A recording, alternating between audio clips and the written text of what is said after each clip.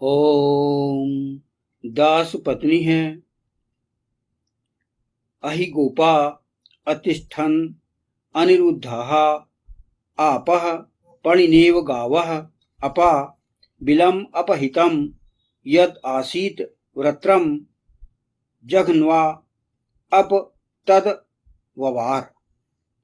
दास पत्नियां अप्सराएं अहि द्वारा गुप्त या सुरक्षित रोक रखी गई थीं, जैसे पणि द्वारा गायें। अप्सराओं का बिल जो ढका हुआ था, उसी वृत्र का हनन करने वाले ने पूरी तरह खोल दिया। यह जो मंत्र जो लिया गया वह ऋग्वेद के प्रथम मंडल के 32वें सूक्त का यह 11वां मंत्र है, एकादश या 11वां मंत्र है। तो ऐसे घटनाएं होती हैं, तो उनसे हमें इस प्रकार निपटना है ना। इसमें आगे कहा गया है, ऐसे दुष्टों का हनन कर उनके द्वारा बनाए गए गुप्त सुरक्षित स्थान जहां सुंदर लड़कियां और औरतें रखी गई हों, ऐसे बिल को जो ढका हुआ था, छुपा हुआ था, उसे पूरी तरह खोल दिया जाना है, ताकि वे अप्सराएं, सुंदर लड़कियां और औरतें खुले वातावरण में चैन की सांस ले सकें। मानव हित में, जनहित में यह कार्य किया जाना आवश्यक है। पौराणिक हिंदू इतिहास दुष्टों के ऐसे अमानवीय अत्याचारपूर्ण कारनामों से भरा हुआ है। इसी कारण उनका वध करना पड़ा है। हम इतिहास में देखते हैं कई ऐसे अत्याचारी हुए हैं जिन्होंने लड़कियों को, औरतों को कैद करके और उनको अत्याचार कर रहे हैं, यौन शोषण कर रहे हैं, उनसे गंदी गंदी हरकतें कर रहे हैं, उन पर अत्याचार कर रहे हैं, दास दासियां बना के उनका दुरुपयोग कर रहे हैं। तो ऐसे जो है कई प्रकरण हैं और हो सकते हैं। तो ये इस वेद में बताइए, ऐसे ऐसे लोग मिलेंगे आके तो उनको दंड देना है। यदि वो कहीं छुपे भी हैं, यहाँ कहा है कहीं यदि किसी बिल में छुपे भी हों, किसी पहाड़ी में उन्होंने कोई ऐसा अपना महल बना लिया हो, तो वहां पर ही पहुंचना है अपन को, वहां पहुंच के और उनको निकालना है बाहर, लड़कियों को, अप्सराओं को, लड़कियों को, और उनको फिर सुकृत लोगों को फिर सौंपना है, जो कि जिनका वो जीवन संवार सकें। क्या है कि जीवन संवारना बहुत पुण्य का काम है, किसी की जीवन बना देना बहुत पुण्य का काम है। यही काम भगवान कृष्ण ने 16,100 जो रानियां जो कैद कर लिए थे, उसने नरकासुर ने, जिसको नरकासुर राक्षस कहते थे, उससे कैद छुड़वाए, उसके कैद से छुड़वाए और फिर भगवान कृष्ण ने उनको अपनाया। क्योंकि वे कहा जाती, कहती कि हम घर जाएंगे तो हमको वहां पर घर में इज्जत नहीं मिलेगी, कोई शादी हमसे नहीं कर सकता, तो क्या करें हम। तो फिर भगवान कृष्ण ने उनको अपना के और उनको फिर नया जीवन दिया और उनको सुख सुविधा और बकायदा अपनाया।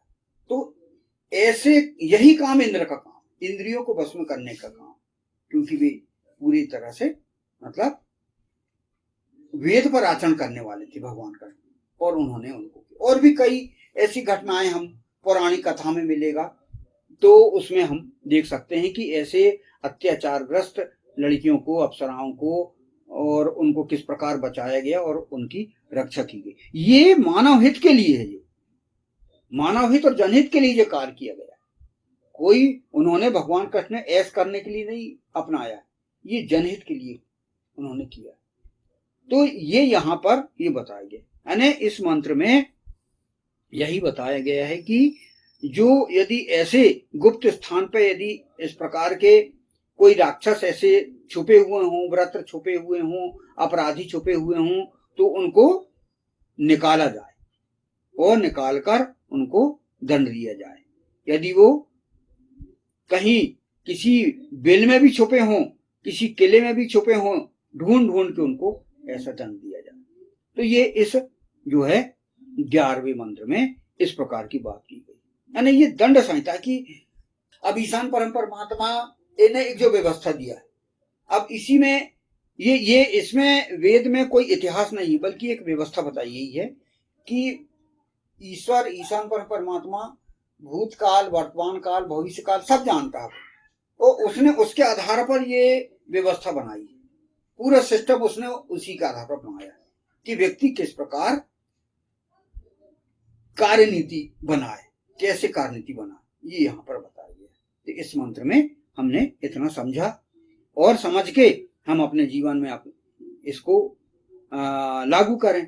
अब यहाँ पर हम इसको अपने घर में भी लागू कर सकते हैं कि अपने घर में भी कई आस्तीन के सांप प्रवेश कर सकते हैं, है ना। वो चाल करके, छल कपट करके अपना जो है स्थायी संपत्ति, अस्थायी संपत्ति या और भी गड़बड़ी कर सकती है। तो उनसे इस प्रकार संभालना है, उनको उनकी मतलब उनकी आदतों को उभार के और उनके सुधारना है और उनको दंड देना है या फिर शासन से दंड दिलवाना है, उनको FIR करके उनको सजा दिलवाना है यदि अपने घर उन्होंने कोई ऐसा षड्यंत्र करके रखा हो। तो होती कई घटनाएं इस प्रकार की और हम देखते हैं कि ऐसा किया जाता है। तो इसमें शासन का हमें सहयोग लेना पड़ता है ना, हमको कानून हाथ में नहीं लेना, मगर कि हमने उनको मार काट दिए, मर्डर कर दिए और फिर हम खुद ही जेल चल जाएंगे। इसलिए यदि ऐसी कोई घटनाएं होती हैं तो उनको हमारे जिस देश में हम हैं उस देश के कानून से हमें सहायता लेना पड़ेगा, क्योंकि ये जो नियम है ये देश काल निरपेक्ष है, हर देश के लिए, पूरे राष्ट्र, पृथ्वी ग्रह और निहारिका और अनंत सृष्टियों के लिए ये पूरा संविधान बना हुआ है। तो जहां हम रह रहे हैं उस देश के कानून के अंतर्गत हमें कानून का पालन करते हुए हमें इन मंत्रों का हमें आचरण करना है। मंत्रों पे आचरण करना ये बताया गया। हम चाहे किसी भी देश में रहें तो उस देश का पहले हम पालन करेंगे और फिर उसके अनुसार हम उनको दंड दिलवाएंगे जो ऐसे जो अपराधी हैं। तो यहाँ पर इस मंत्र को हम ऐसे समझें।